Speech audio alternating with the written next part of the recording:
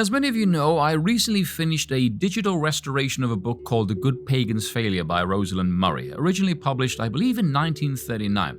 Really good book, by the way, and yes, it is for sale for those of you who want to buy it. But there's two sections early on I'd like to quote. In attempting to explain to ourselves and to each other the differences of which we are both aware, we find that we are handicapped at the outset by a lack of common ground from which to start, a common language in which to speak, and yet we want to communicate with each other. It seems at times as though we are divided by a deep, narrow chasm across which there is no bridge, by a thick veil through which we partly see, but through which we can never touch each other. That we should not be so separate and divided, we both in varying degrees agree, yet how to meet we neither of us know. It is not suggested that differences will vanish, that through understanding we shall agree. On the contrary, I believe that in some cases a clearer realization of the position will deepen and intensify the cleavage which does divide the opposing point of view. But it is our belief that such an inquiry will alter the perspective of our approach. We shall gain at least some comprehension of the nature of our divisions, and that in itself must be a step in the right direction. We must know the true character of our adversary before we can either conquer or persuade him. Now, obviously, she is speaking of religious differences here, but this is equally applicable to the political arena.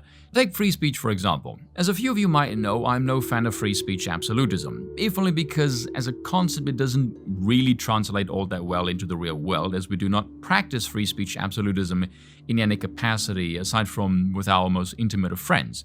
Outside of this environment, we find ourselves in situations that prohibit us from vocalizing every thought that happens to enter our thoughts, and as such, we practice a certain level of restraint we call civility. Isn't it strange, though, that this perspective that Rosalind speaks of here is nowhere to be found in any discourse in the modern day?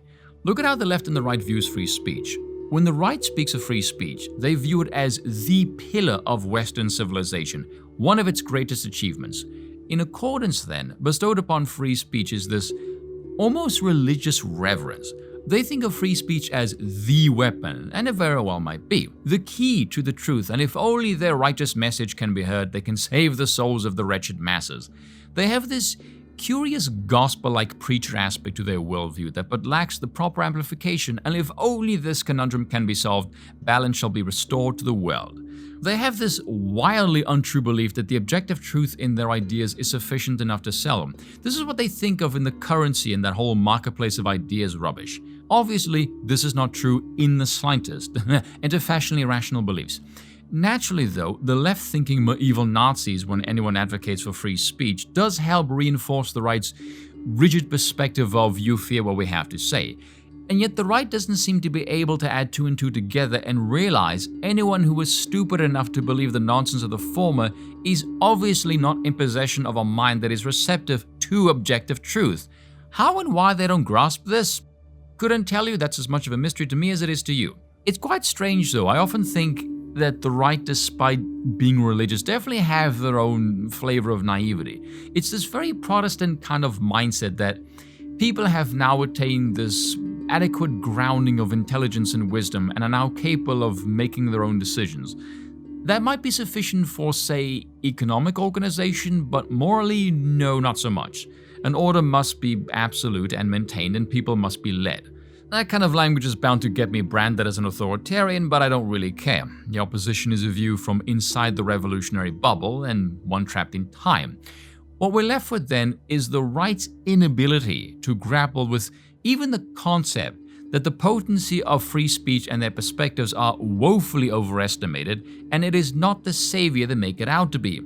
Never does it even occur to them that merely by engaging in dialogue with the opposition, that this is not only insufficient to conquer or persuade the enemy, although I will concede it is often a necessary prerequisite, though I believe it's still very much a conditional one, that through dialogue you very well might reveal and deepen the cleavage that causes the divide. Compromise, conversion, or salvation is not a guarantee. In fact, exacerbating the difference is also very much on the cards.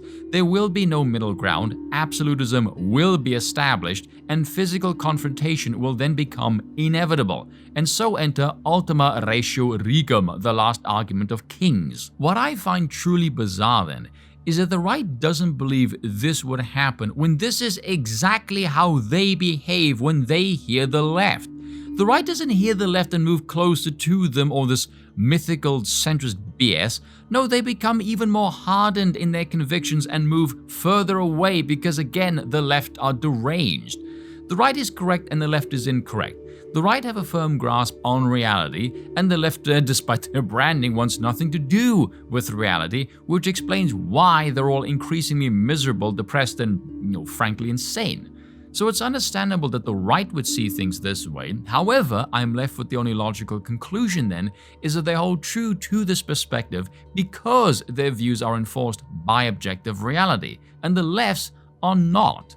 But what the right doesn't seem to get then is that while they themselves have religious views of faith that's focused on the immaterial world that deals with the imperfections of humanity, leftists, on the other hand, have cultish beliefs of utopian idealism that's focused on the material world that tries to perfect the imperfections of humanity, which results in disaster. Both sides have a belief system, but it's where you place the power in the system that makes all the difference. But don't believe for a second that just because yours is grounded in objective reality, that they don't have the same level of conviction in their utopian nonsense. They do. And breaking it is not as simple as merely hearing the truth, especially when the truth happens to be, you've been wrong all along.